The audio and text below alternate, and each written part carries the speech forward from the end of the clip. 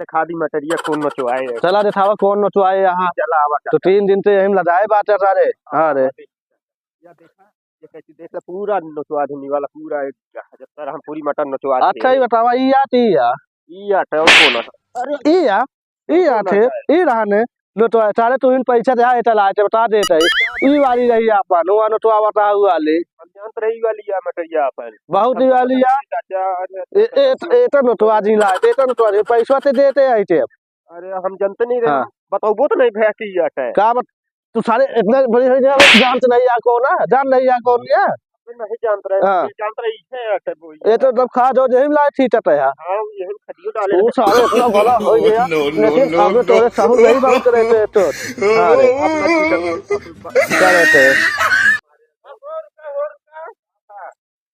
का भाव झडलू कहाँ घूमता मार पीट क्या करता है यार इनसे पहले छीमी नचवावे था तो भाई आपन या तो ये तो नचवा जाए भाई छीमिया तो चूतिया हाँ भाई ये बतावा तुम प्रतापगढ़ में एक लड़की घुमा उतरा मेला और मंदिर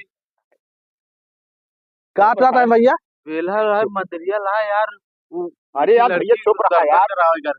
अरे सर ना तो है जाता है मंदिर हो जाते उतना घुमावत है यार। का तो तीन यार तो तीन आई नहीं रहे हाँ चल पहले चल पहले हाँ भैया ठीक है ना तो तू बेइज्जती करवा है।